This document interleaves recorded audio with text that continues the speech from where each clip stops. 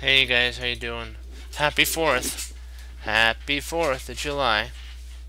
Okay, let's start out with a game thing. We gotta do this.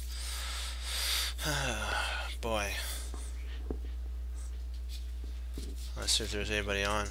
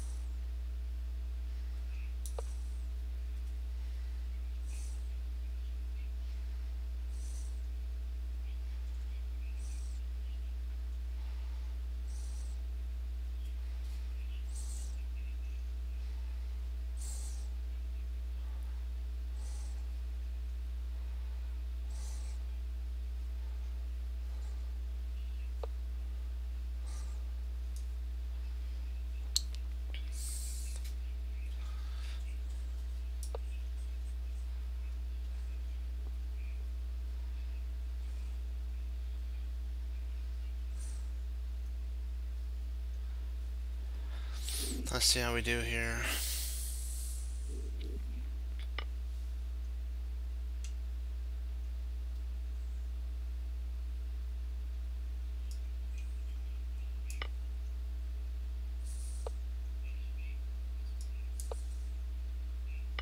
Ah, there's a mistake there. Let me reanalyze that.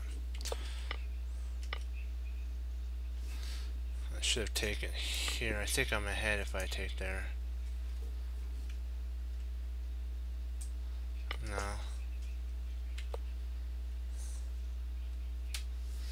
Okay, so take here.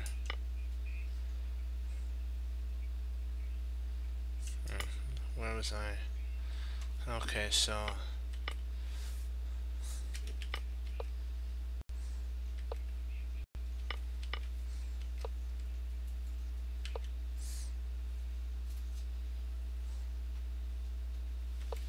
Okay, let's give it one more shot then.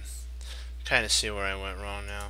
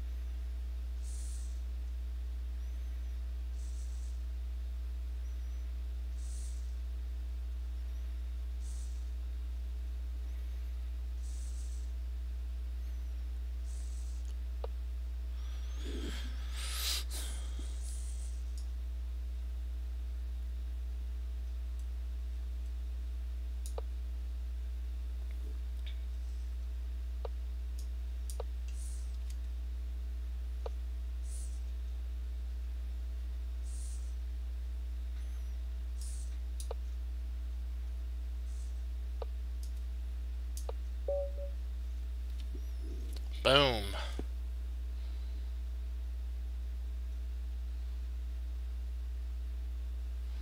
That's how we like it.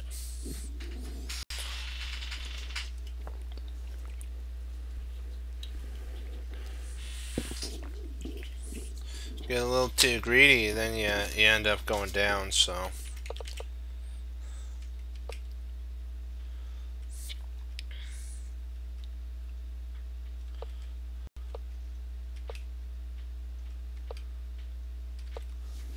Well, if he went up here,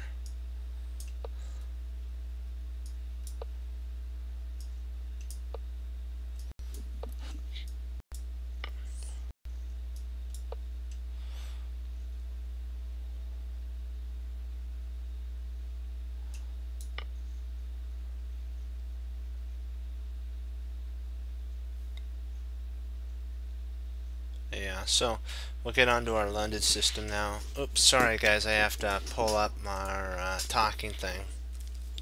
Apologize about that. I forgot about that. My bad.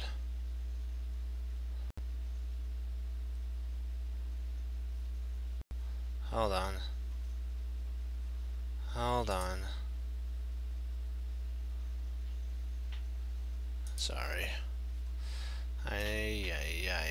Oops. There we go. We'll do that.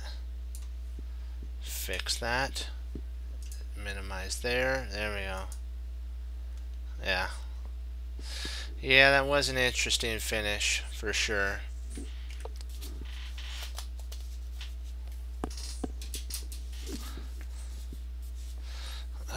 That was holding on. Actually, my favorite part was actually this. Let me see here. That was my favorite part when he moved his rook here. That was actually my favorite part. Yeah. There. So that was a mistake. Drat. He took instead. That would have been mate. Yikes. That would not have been good. So you actually, okay. That was a miss right there. So he had mate right here. Would have been mate. But he got so frustrated that my opponent got so frustrated he took there, which gave me a chance to escape. Okay, wow. Good thing we went over that. That is not good. Okay. But it teaches you to look at the entirety of the board, because my opponent missed mate, so we got to make sure we don't miss those either. Let's say e4. This is the Queen's Indian, the London system versus the Queen's Indian.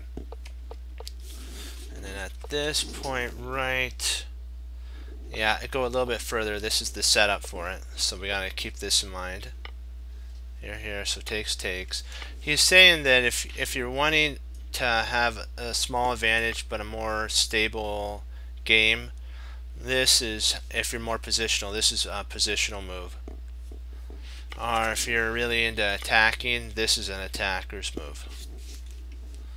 But it's a little more risky. D6, castles, and the whole goal, remember we talked about, was somehow to get e5 in. They wanted, the player wants to get e5 in with all its might. E5. That's the whole play is about e5. I'm wondering, could he get e5 in at this moment though? I don't think so, because the knight then can guard this. Okay, that's why the knight guards here. So he can't get e5 in. Not yet. But if he can get e5 in, he'd have a freer position.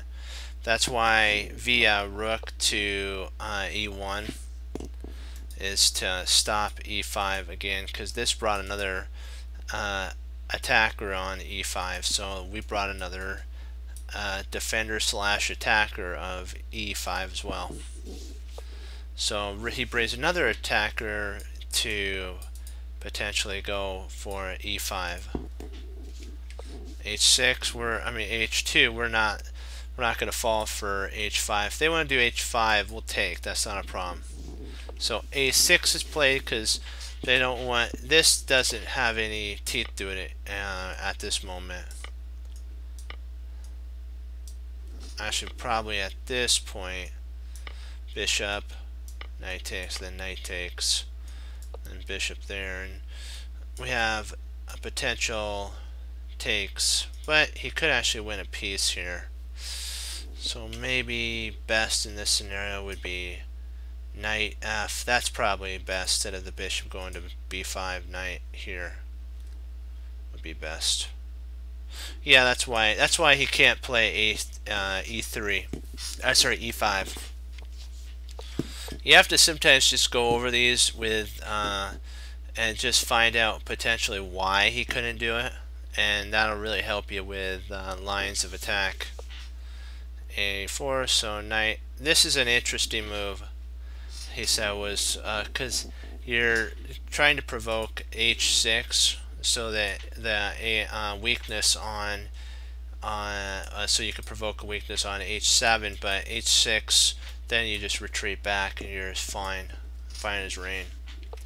h6, or you could retreat to ge5, or 4, not 5. I got 5 on the brain because of e5.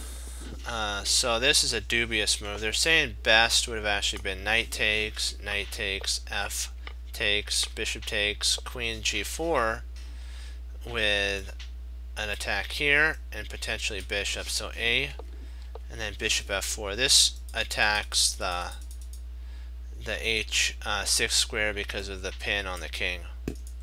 So king at f8, and you have a solid position for black. There's no real weaknesses, so this is basically anybody's game at this point. Well, queen f3 with this is a really strong move because now you're threatening to take, or if he takes, which is what he did, you can take back. So there's actually this move. If bishop moves back, kind of let the rook come out and maybe play e5, because the idea is e5. White can just take bishop takes e6, bishop takes e6, knight takes e6, queen takes d6, and then queen takes b7, and white just won a pawn, and he's holding his pawn securely. Because what he'll do is he'll just retreat his queen back, and there's nothing really he can do. He could potentially try to clog it up, but then you have bishop takes, something similar to that, and you may be able to trade down. But he plays queen f and then takes, bishop takes, and d5. This really cramped black for a while because he doesn't now have the ability to go e5 anymore. He's kind of now d5, and it locked this whole diagonal down. So bishop c2 is really good because now the bishop attacks here and guards a4, and it attacks on h7, which frees up the rook to move as well. And potentially, you can get some attack going yourself on the queen side. Bishop d6, which is actually a pretty silly move because the pawns are on the same color as the light squared bishop. It's not wise to trade off your own good bishop. They're saying b5 is actually best in this line. Queen d3, knight f6, knight f8, knight f3, b4, knight e5, attacking the queen, and rook e3, and b takes c. And right here, let me go to the point where in my notes where it says, let me see here. it says this is an ideal attacking setup for white. That's what was written down. Ideal attacking setup. Because all the pieces are in flow for an attack. And even if he takes here, we just move our rook to B, and we B1, and now the bishop on C2 does come in handy for protection. So there's a lot of attack. Bishop D6 eased a lot of white's kind of troubles with that move. Bishop takes, queen takes, and now we're threatening to come in with check.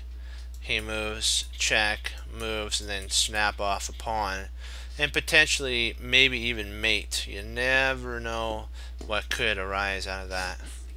So he has to. They said a knight on F8 usually is the hardest. It's a really good defender of the king. A knight on F8. It covers a lot of squares. Covers these main points. So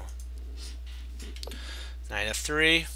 Bishop C6, knight E5 to attack the bishop. We don't want to trade off our good knight for his very ugly looking bishop. So we keep our knight there and we play rook E3 because the idea is, remember, get the ideal attacking position. And getting a rook to G3 would be ideal. So the bishop goes to E8, rook G3 to pin the pawn, potentially maybe somehow get our knight maneuvered around here with some attacks. You never know. F6, knight G4. Now this is a problem right there. H8, which is, it has to be played because it has to get out of this pin. If the king stayed there, and we're just going to throw a move in, let's throw a bad move in, that would happen, and then let me see here. What could we do? What could we do? What could we do here? Well, you can then just retreat your knight out if worse comes to worse. So that's why he went king H8, was because of the pin. Bishop D2, I mean queen D2. This also, it has some teeth that if knight takes H6, pawn takes H6, and queen takes, and if rook comes over, you can always slide. You can always take the. I'll show you. Let's say that he plays. We'll say he plays a bishop move again.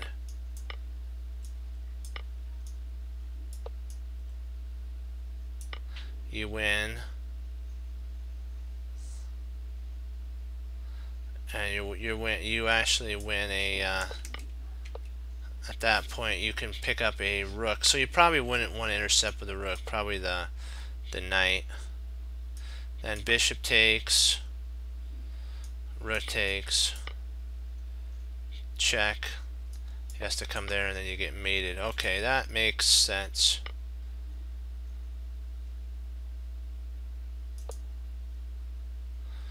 That makes perfect sense why he played F now, was to shut this bishop down.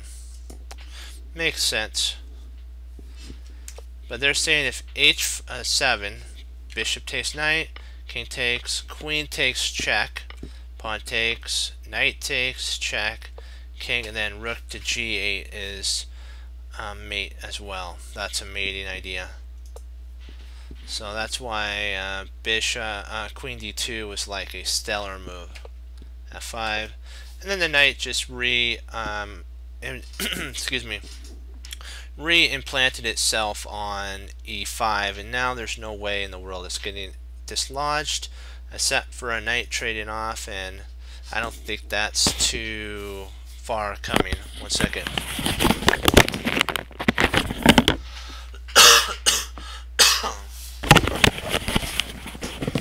Excuse me. Just a little tickle. One second, I gotta drink water.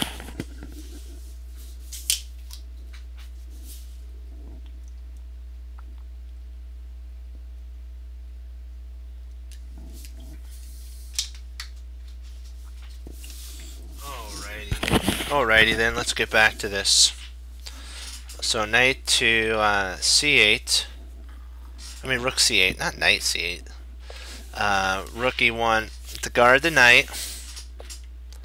Rook e7. This is kind of, he's trying to get some sort of counterplay, but it's a little too late. You know what I mean? It's kind of like this is all cemented down. What's he really going to accomplish? So rook f3.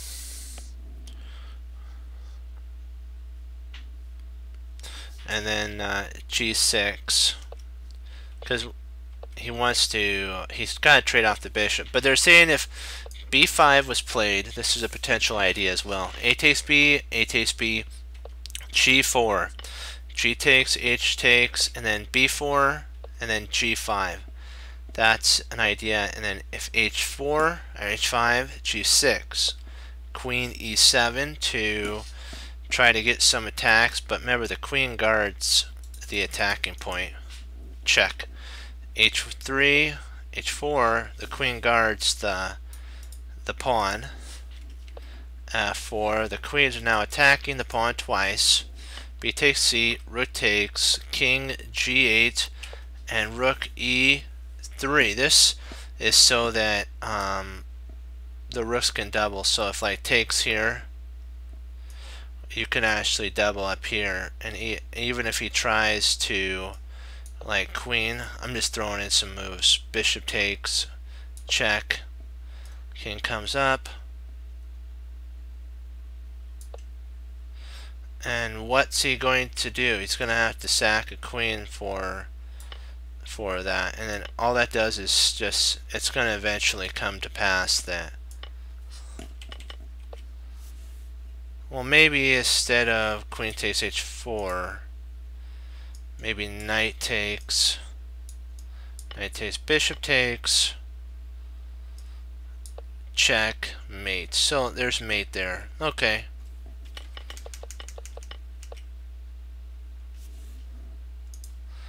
That's why that's why they stopped this line. They're saying instead of h4, there's also b takes c. Queen h4 on this line also is applicable. I mean f4 with potential takes, and you can actually back rank mate here as well, because you have a bishop here. So if he greedily took, you could take their takes and then back rank mate. So he can't take.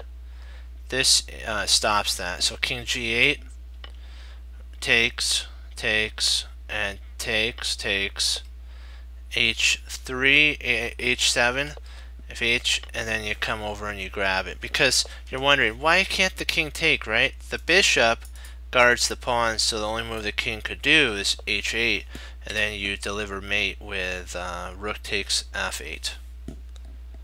So rook at that's why he played knight g6 instead of any of those other moves.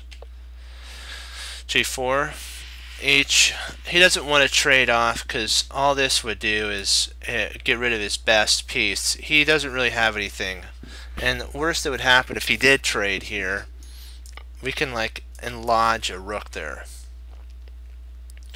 and then potentially double up and win this pawn, and you maybe even double up and bishop takes, pawn takes, and then we can do rook exchanges and be up a whole pawn. So there's a lot of play for white. White's actually in control here.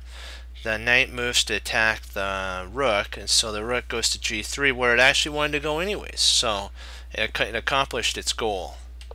Queen f8, trying to, you know, basically get out of any problems and get to the king side, and Her Majesty is trying to protect the king with all her might, but he's over here in the corner scared, and so she's like, don't worry, I'm coming to your aid. So and the pawn's like, you can try, but you're gonna fail, because I'm now gonna take that apart. And rook g6. Now this is a killer move. because if bishop takes, you take back and you win the queen, so the bishop can't take that. This is a stellar move. I like this. And so rook e8, kind of to hold on to some of the positions. So queen moves into f4, which this is actually not bad either, because now you could play takes, and maybe even king h2 after that and allowing doubles. That's very dubious. He walked right into a pin. Not the best idea. Bishop takes, queen takes, and then you win a pawn. This wins a pawn for white. A takes, and then you take. So now you're up a healthy pawn. It comes there. Bishop to, rook c1 attacks the bishop. Bishop to, rook b6 attacks the bishop. Rook c4, if you're wondering, loses to rook to a1, because the idea is potentially to double up, actually to take here, or potentially go rook a4, knight takes, and we can get a passed pawn for our d pawn. And any trades actually helps us out, so we want to trade down if we can. So rook a4 is what was played, then rook a1, and then now we're again going after the weak d5 pawn. The rook guards the pawn, so the artillery is setting itself up to guard its battlefield area and to protect the foot troops. But king h2, and the king's now coming. Sally forth. That's what the king's saying. I'm coming on in. Hold the front, boys. King h7. King g3. This is getting good. I love it. I really like it when the forces come. The king starts approaching. It's like the king's like, I'm here to fight too, so don't forget about me, especially when there's two rooks on the board.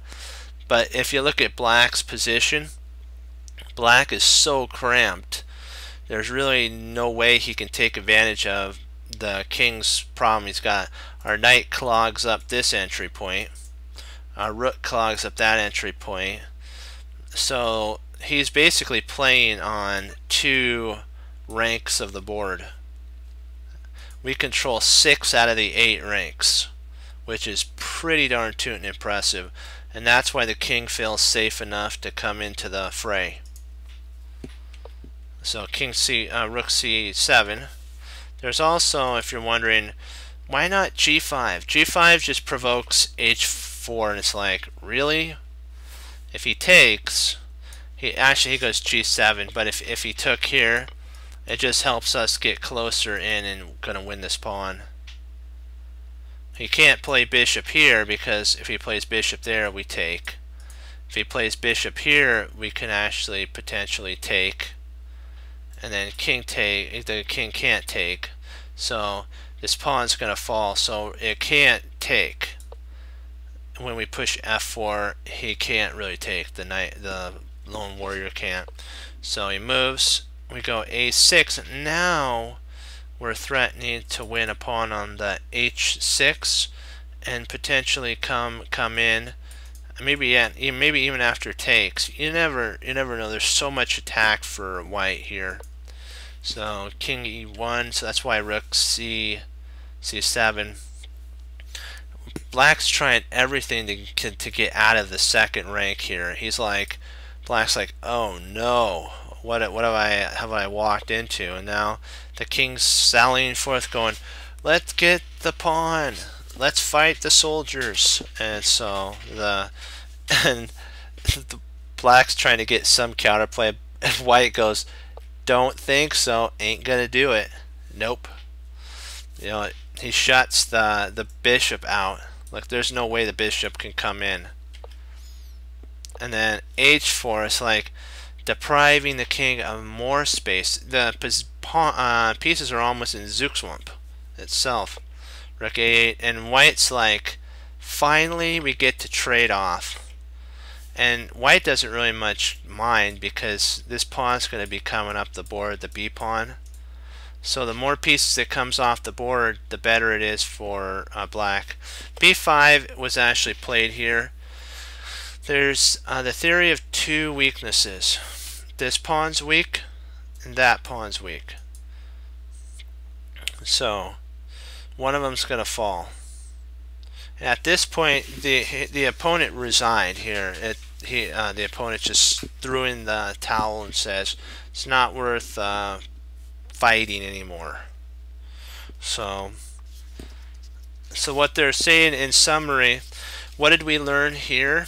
We learned that if you play F5, let me see, where's F5 here? F5, all F5 does is provoke a weakness, and white was able to cash in on that with E. We have to learn to actually get into the king side, and if you could provoke pawn weaknesses, you can actually take advantage of it by sometimes even sacrificing pieces to mate. Sometimes you might even be able to just positionally squeeze, like what happened at the very end when black was on basically the second rank here. There's no way that white can get out of black can get out of this attack without some sort of problems of trading pieces, giving up something. This is all that black had for movement, for space. Everything else was deprived from him. So it was, the pieces were so perfectly placed for white. There was one more soldier, one more piece that needed to be brought into the fight, and of course you guys see it, it's the king. So the king came in and helped out as well. So 4 pieces, you're gonna win for sure. Okay, so that's kind of the idea. We'll play one more and then we'll get on to our puzzles. Let's do this thing. Come on, come on, come on. Let's stay focused here, guys. Okay. Stay focused. Oh.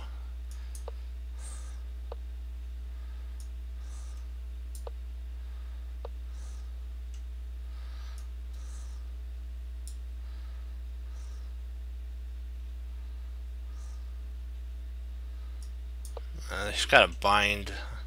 This is kind of really odd.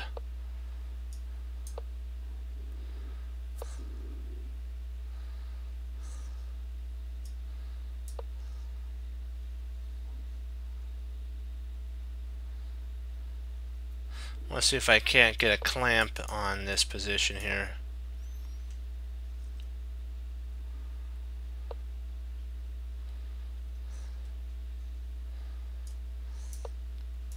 Let's see if I can't just castle.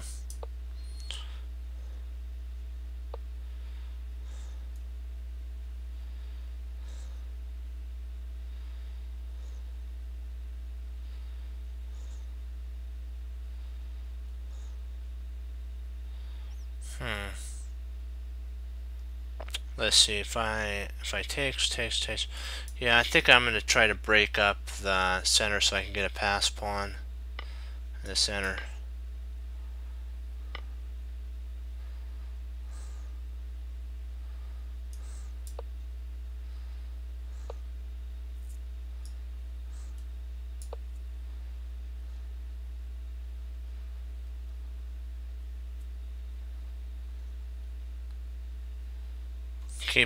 See if I can't provoke another weakness.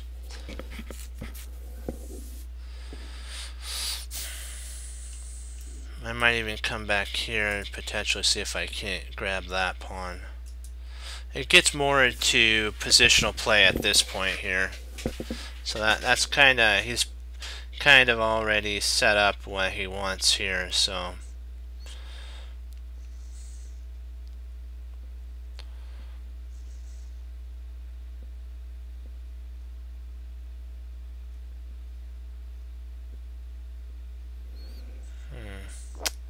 I don't want to allow the queen to infiltrate in here, so I'm kind of going to have to keep this solid for a second. So let's see, what do we want to do here?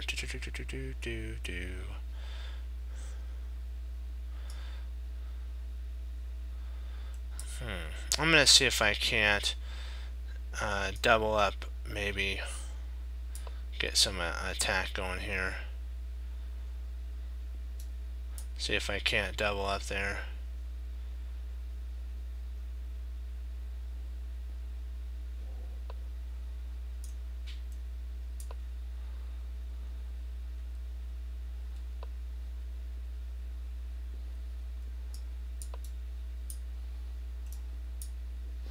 Let's see if I can always reroute. Whoa. Wowzers.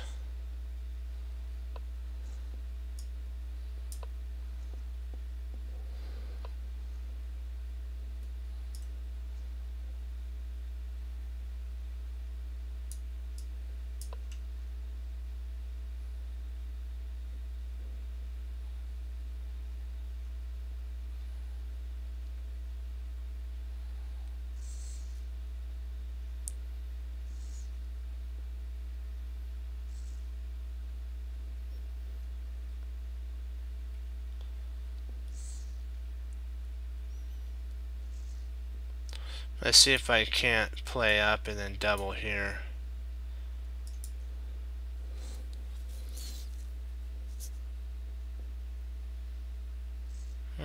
He resigned.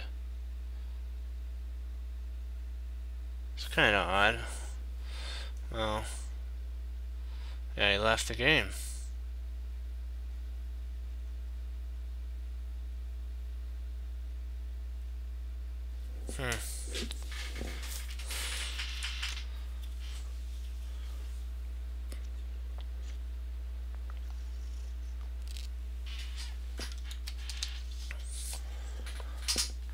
Oh.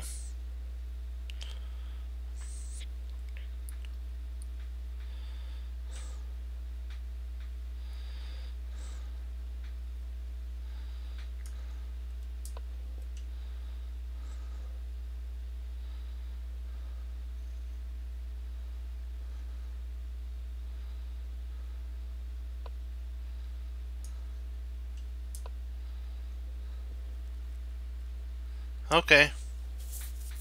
Will do.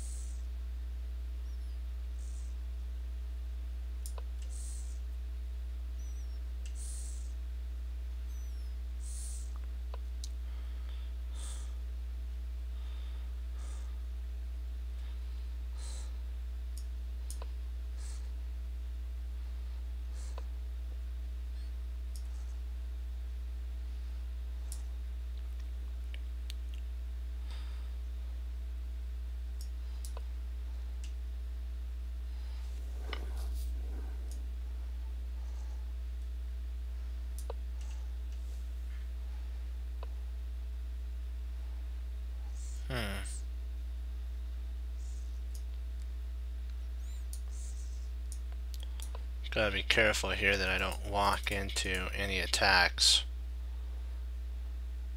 Some bind. He's got me on a pretty good bind here. So let's see if we can't dislodge a little bit of this here.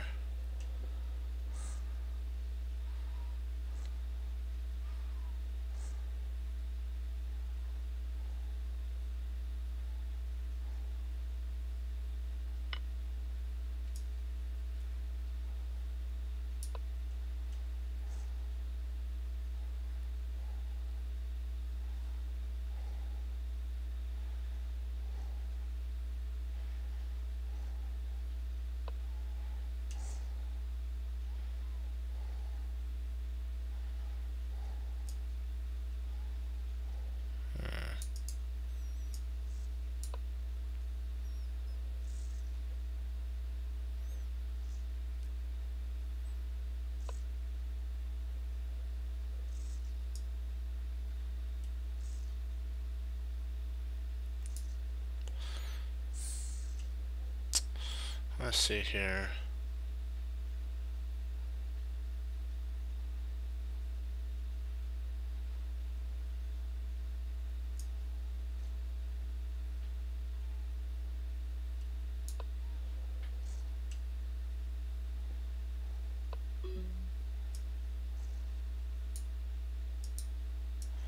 Oh, drat, that was.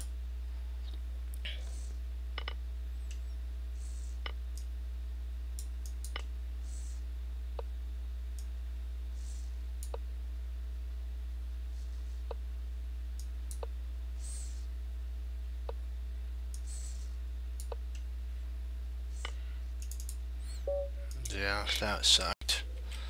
Let's see here.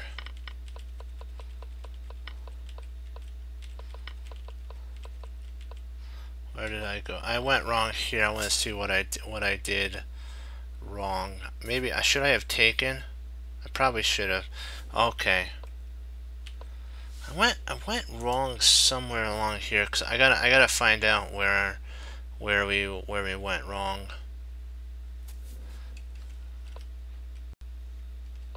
So takes there. Okay.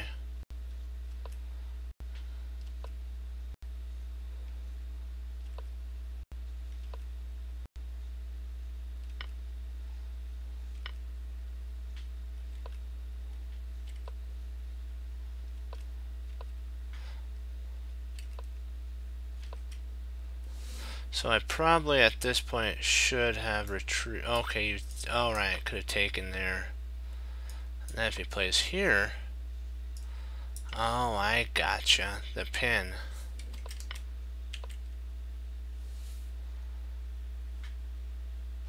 I do want to try one more, then we'll get to studying because I want to finish on anything. I will study. Trust me. I gotta stay focused though.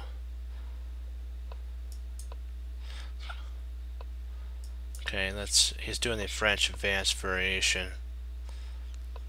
Okay, so he's doing that pin, okay.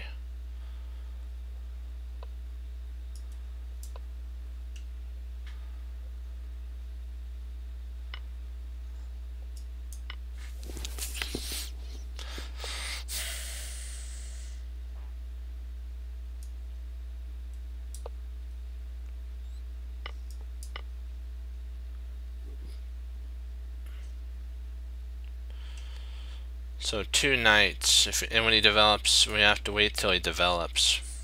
This is interesting, for sure, position.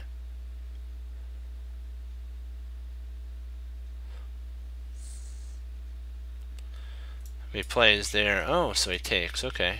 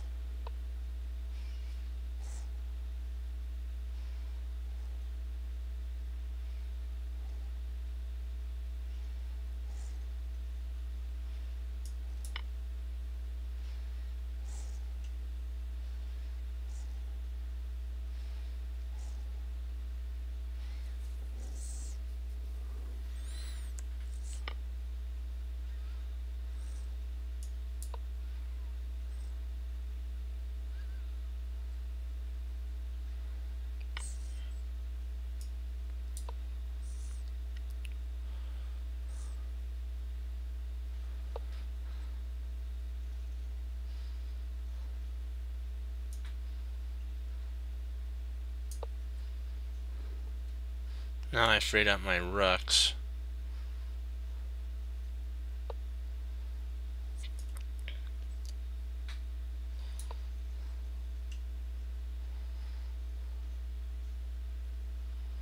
I'm going to play next there if I can take advantage of that.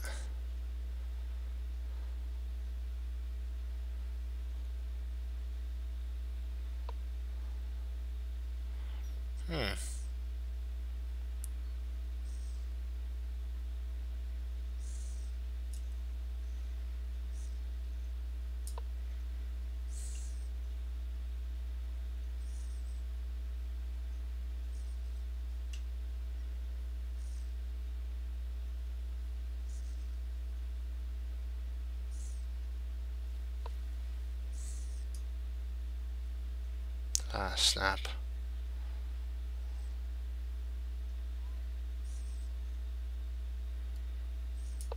I'm going to have to come up here. Okay, that's fine.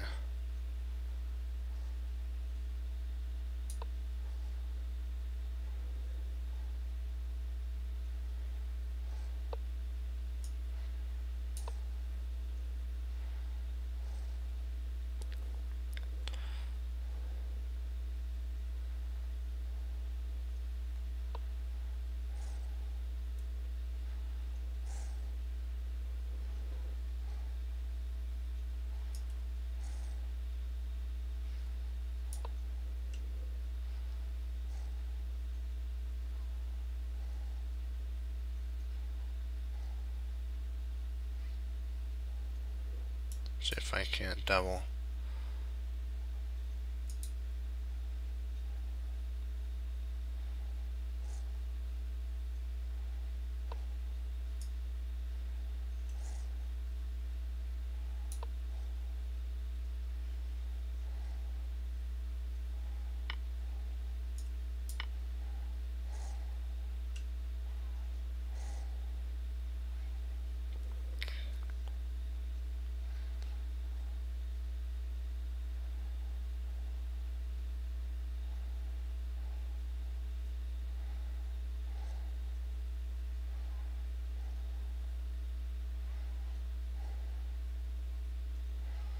Come on, baby.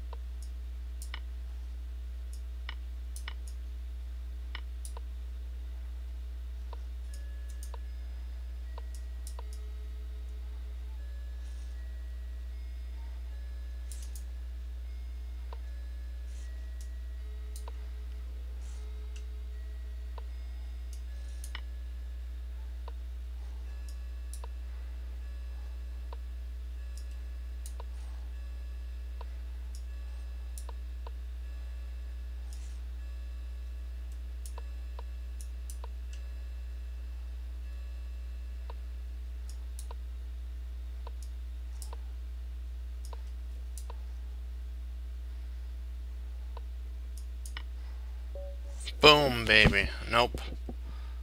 Okay, we'll do some puzzles now. Oh, that was a close one. Okay, I'll leave you guys with this.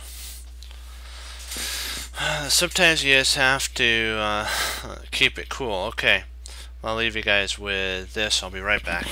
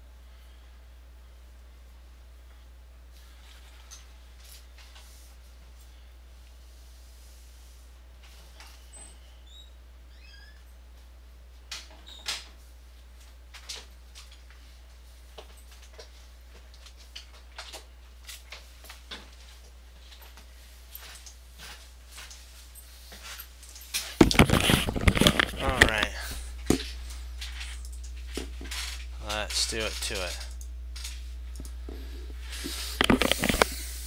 Okay, let's see what do we got here. Alrighty.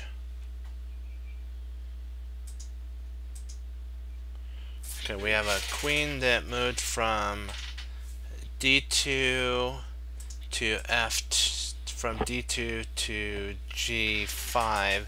It's attacking our E pawn. So let me see. We have to somehow make a plan around that.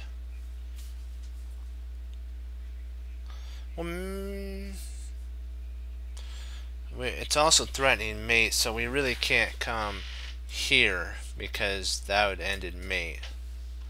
So that ended mate. If we came here with our queen from here to here, that'd be mate. So we can't do that.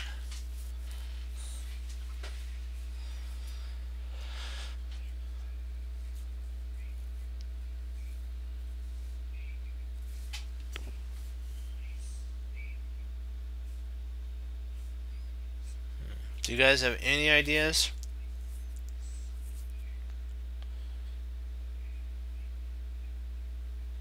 If you guys have some ideas, it'd be really helpful because we can talk them over.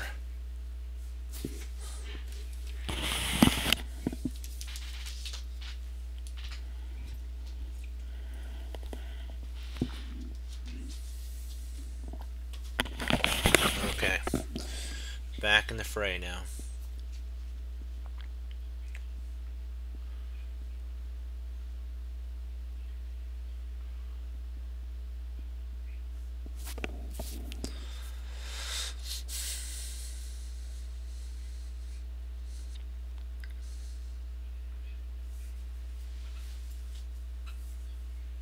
I'm wondering if we can't play D5.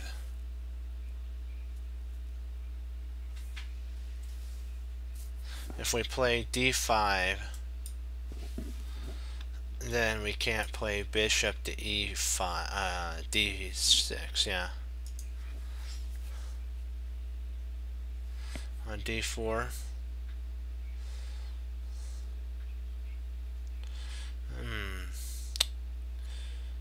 If we can get this rook to move, this attack actually flows.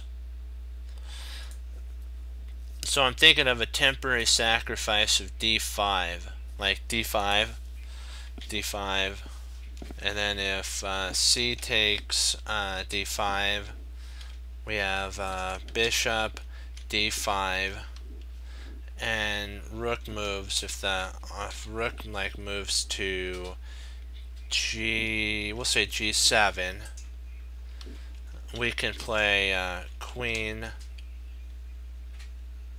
Actually, we could just queen at that point, couldn't we?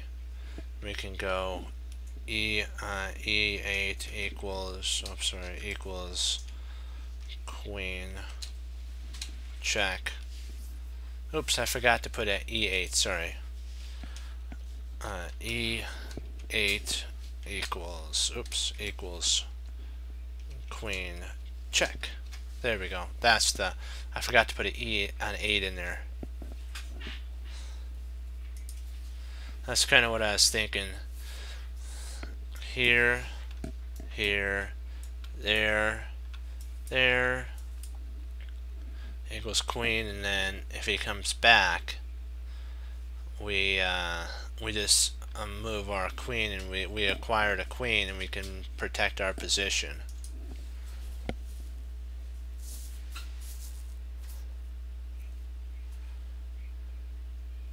And even if he, instead of takes with C, if he plays D5, D6, if bishop takes D6, bishop to D5 still is applicable. It's still attacking the knight here. So what do you guys think? I'm thinking D5. D5.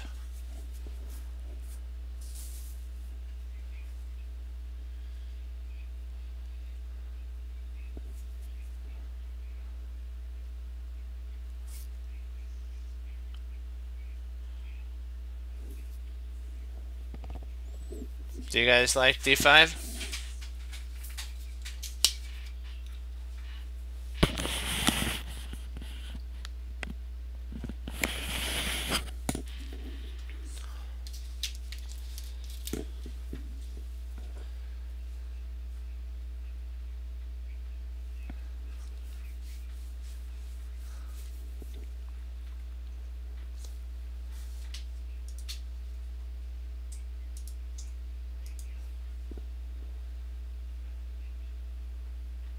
D5, sorry.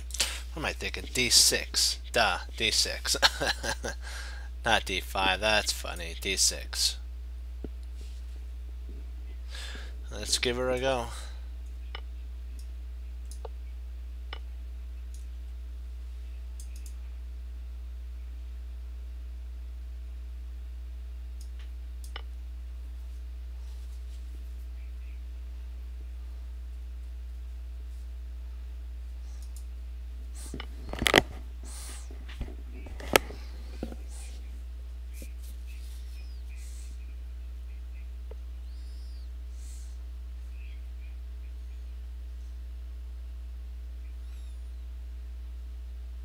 Okay, so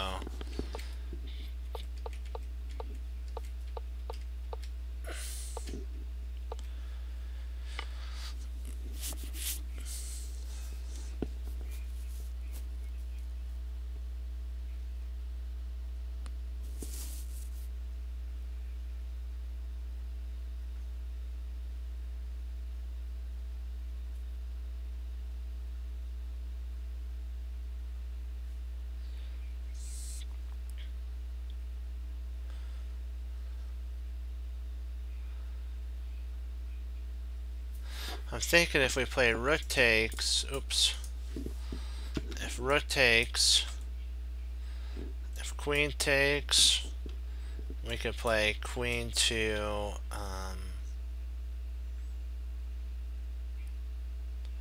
queen c3. If rook takes,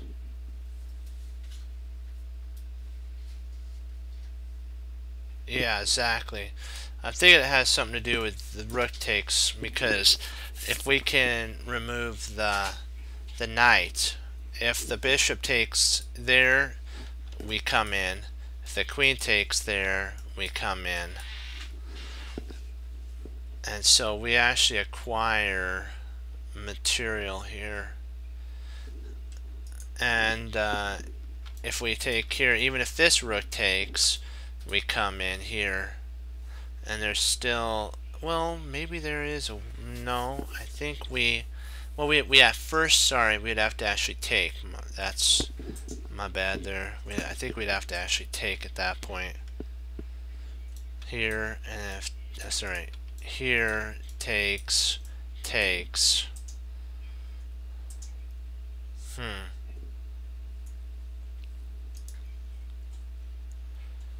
We could potentially win a queen, but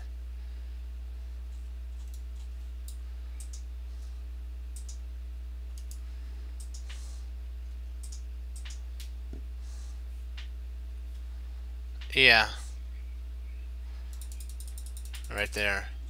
White does, so we have to be really careful here.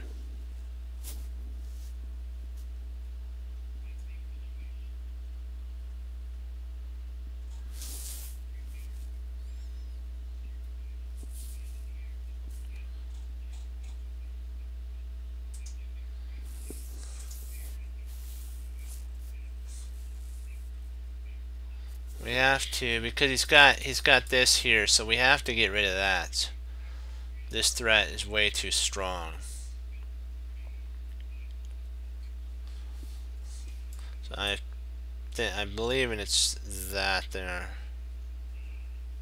Rook takes. Rook from e2 takes e4.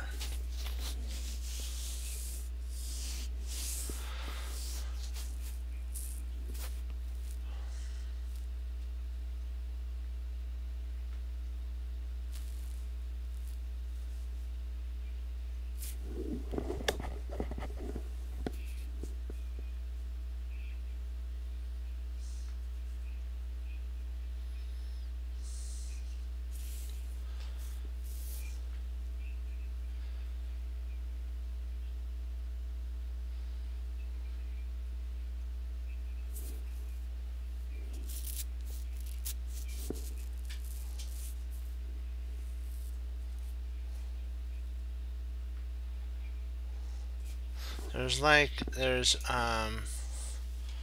rook e2 takes. I think it's E4. I think this is how you write it. I'm not exactly sure how to actually write it. Or maybe it's just E2 takes rook E2 takes E4. I think it's something like that. I'm not sure actually how to write it. The notation.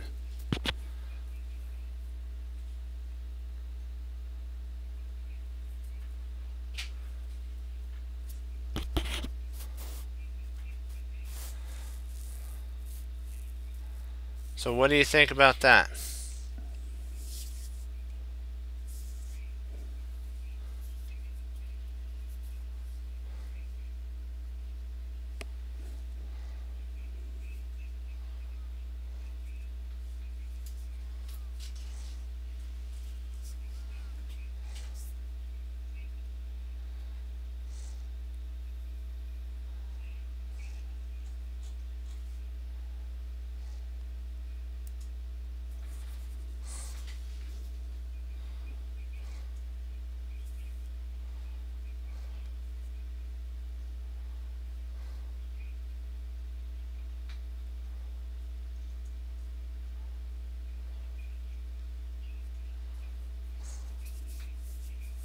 Do you like the idea of rook takes E4?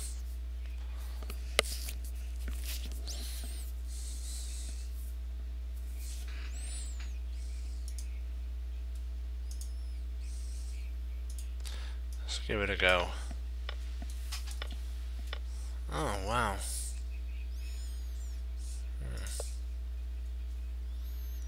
Oh, wow. That was my bad there. Why doesn't this work? Let me see. What are we missing here? I want to see this.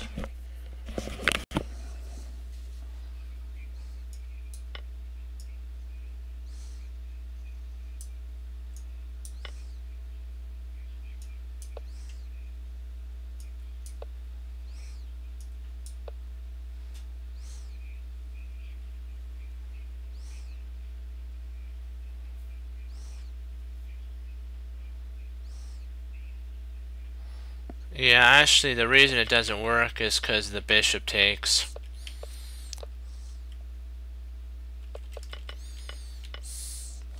This right here is still winning, but see, let's see. Oh, I get it.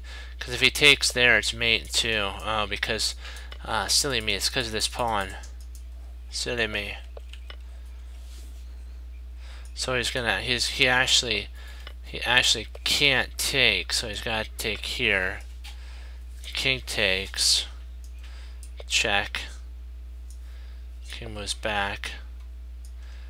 Covers here.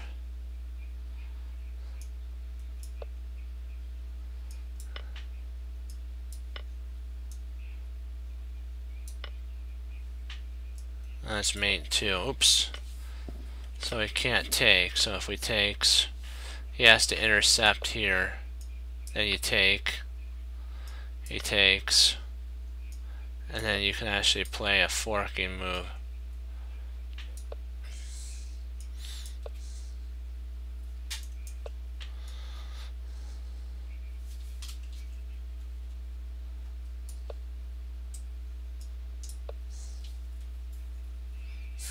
Okay.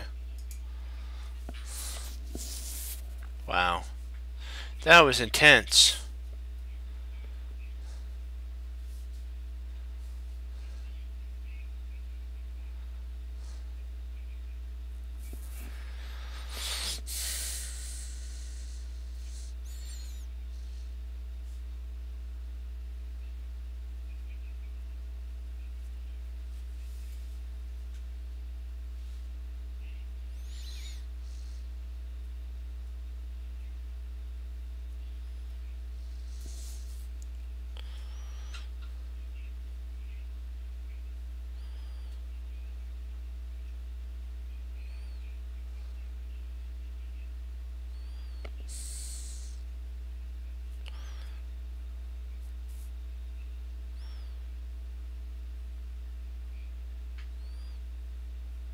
I think that is it. Yeah, I agree with the economy. Let's see there.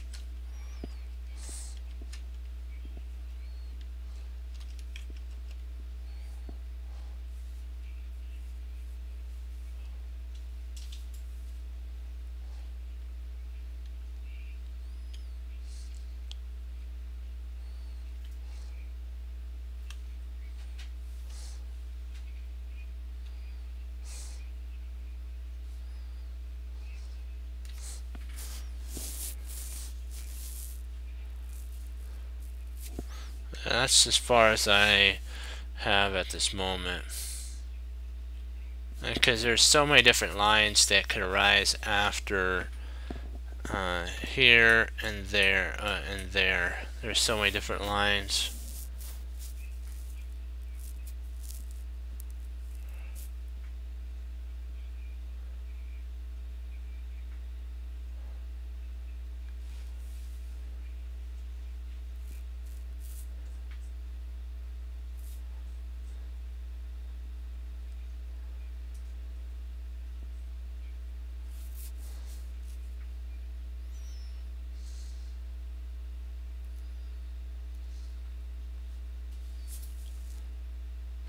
Because we could actually take here.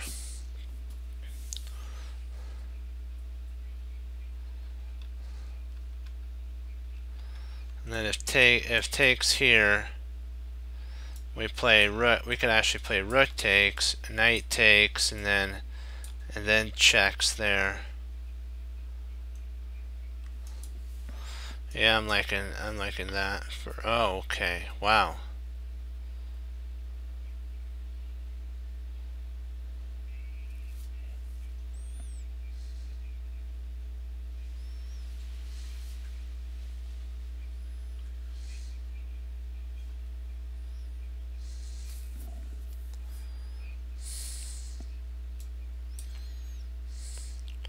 If we take,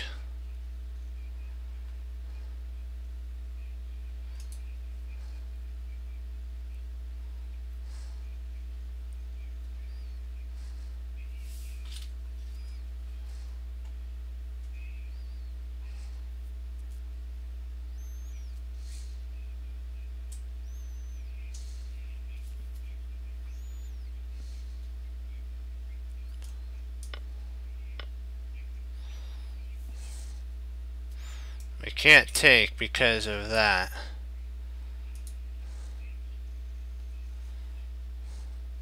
So we actually have to first play rook to g7, rook g7, and I think that wins. Yeah.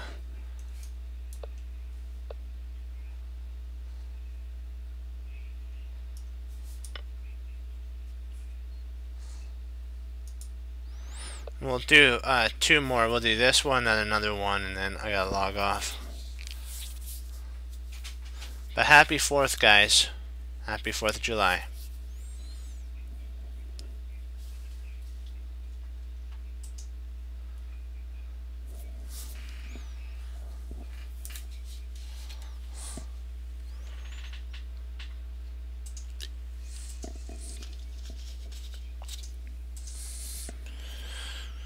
Let's see here.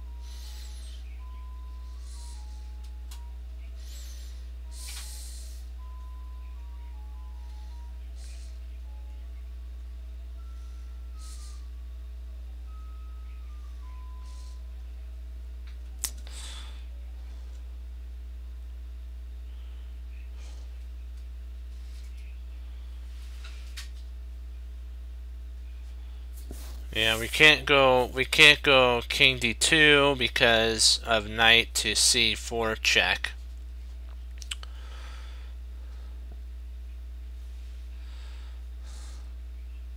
But if we go king d2, knight to c4 check is a pain in the drain.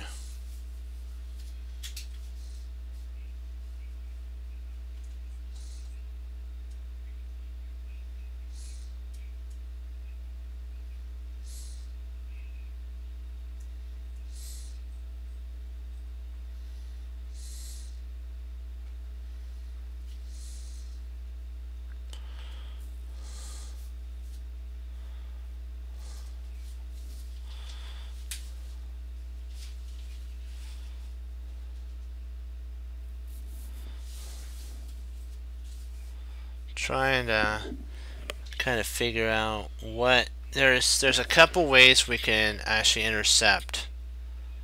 There's like 3 different ways. So we have cat 8 moves of bishop e3 or bishop e2 or queen e2. There's even king. I'm not even doing out king d2. There might even king d2 might even be in line, but I'm not sure which one is actually applicable here. Yeah.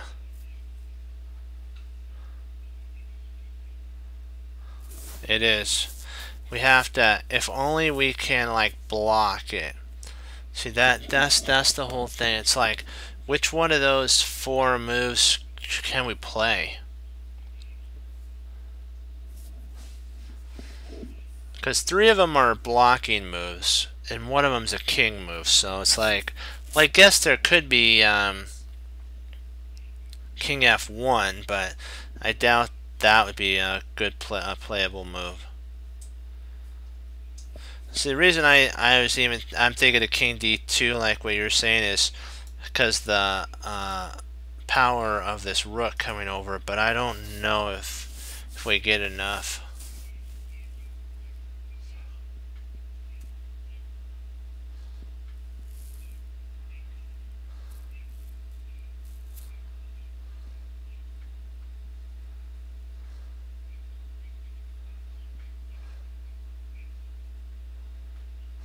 Well, I'll do my best. Okay. King d2, knight c4 check. Let me see here. King. No. If I go king c3, then there's knight d5 check. Oh boy, we're getting pretty attacked here. Well, no, we could no. Boy, that is this is what I see. Knight c3, and I don't know if we acquire anything after that. Because I think there's another knight move. He could take his knight from f6 and move it to d5. So, but I think we could just take bishop takes at that point.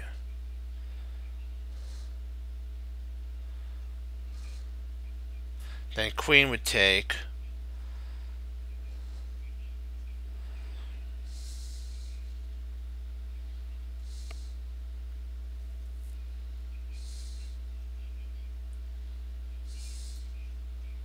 I think you guys are right with the queen exchange. This is potentially what would happen. Queen e2, queen takes e2 check, king takes e2, the knight will move, and then bishop takes c6. It's a fork of king and rook.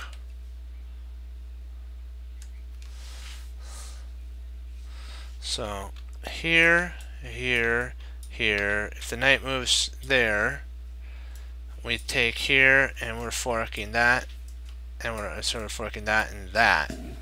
And so what if the bishop moves to intercept? We just snap off the rook.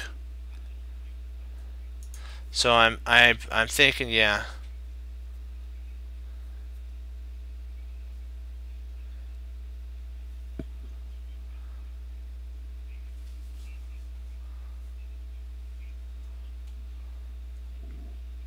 True.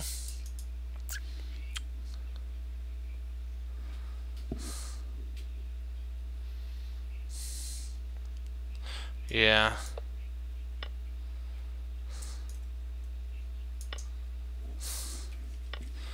Because if queen takes, we'll go through our line.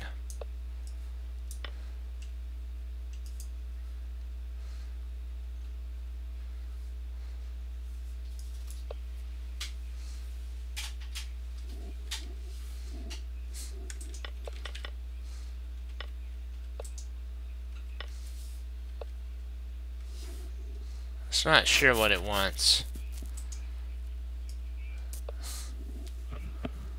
And so we're still 3 pawns up. We have a pretty good amount of pawns. One more, guys. Come on, let's get a green. Let's stay green. Come on. One more. We're going green. Come on, come on, come on. We got this.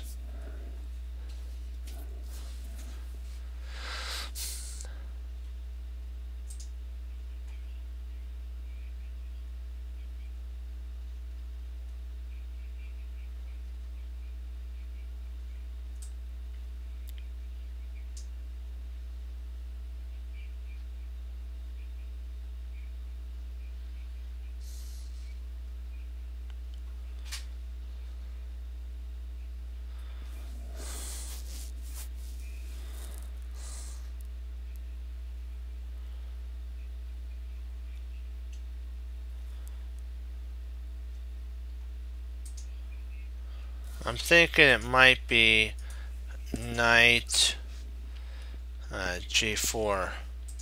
I'm thinking knight g4, that attacks the queen and the h2 pawn at the same time. And the bishop's also attacking the rook.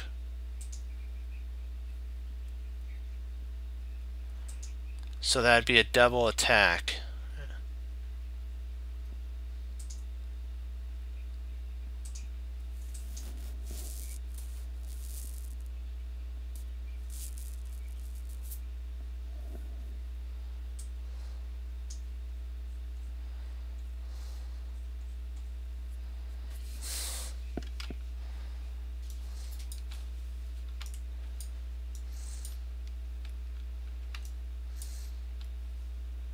So it's these 3 points that we're trying to hammer home.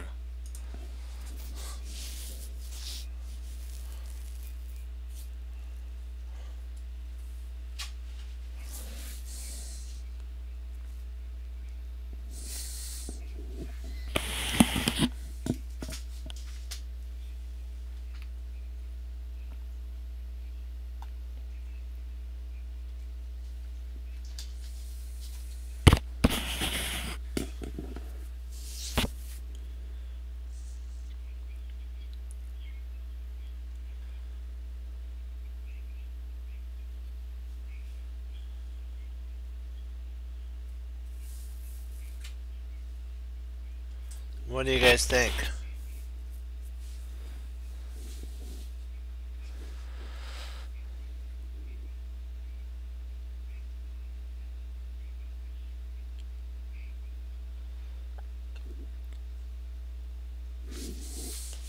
Because if we just exchange off knight here, knight takes, takes, and takes, we have 2 knights. We have 2 knights versus this. This is what it would look like. that's what we would have. And he also has a pretty sizable pawn majority, more mobilized pieces, so we really don't want to trade down if we don't have to. So I'm thinking knight g4. What do you guys think?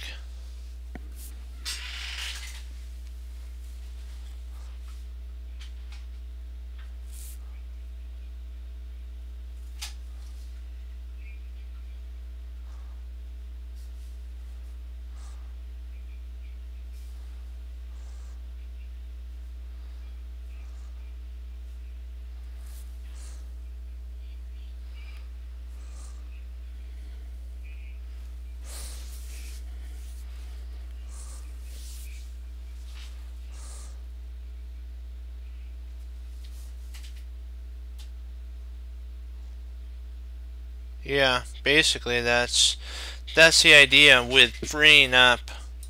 What we do is we keep our we have enough material for an attack. At that point we remove a rook.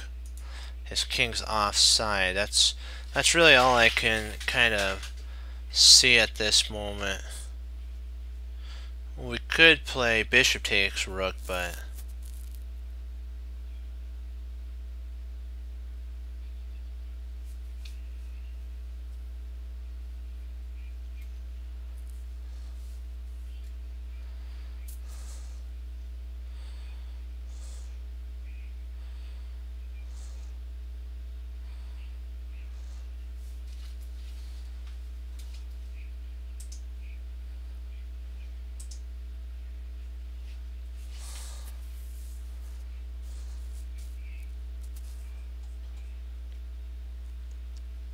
yeah, see right here, if we play, I'm thinking that's the move because it has a double threat of queen attacks and then bishop attacks.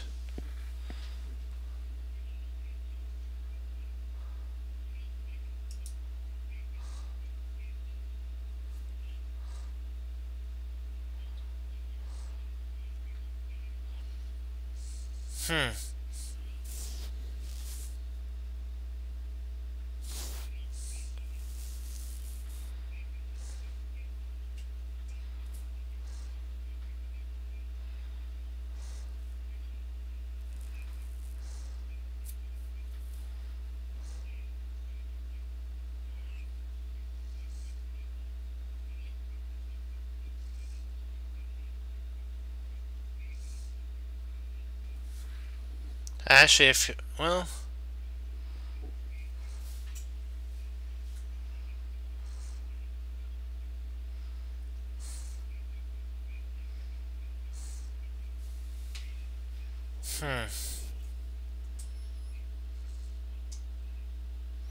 that does change the sitch after here. Wow, wow, wow, wow.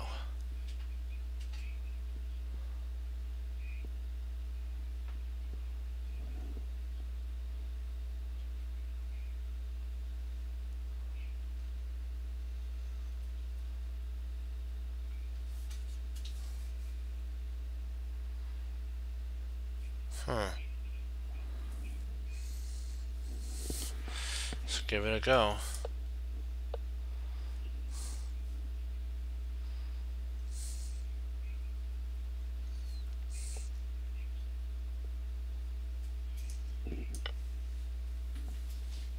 Okay. I want to see why this doesn't work. I think it's because it has something to do with queen takes. Oh.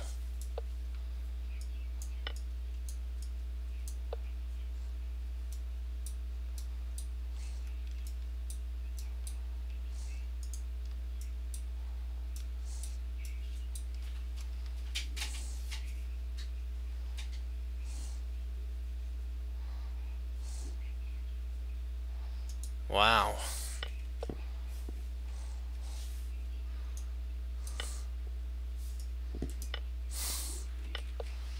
Gotta love that. Okay. Do you guys have any other questions about this puzzle? Any other lines you want to look at?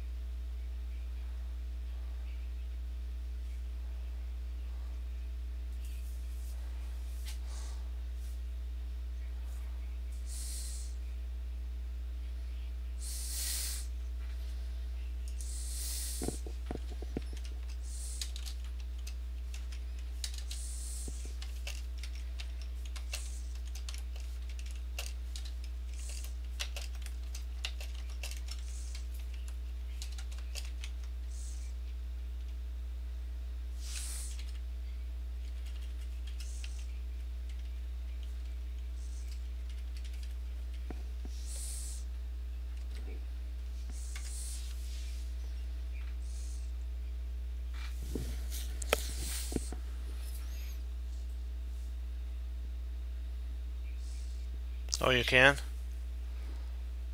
Okay.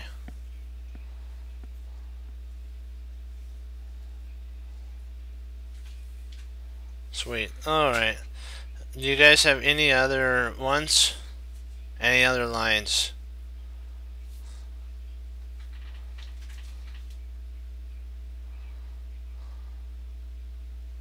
Okay.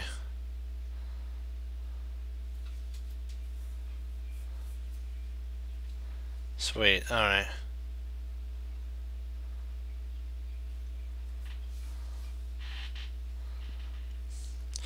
So, well, I will say happy 4th then.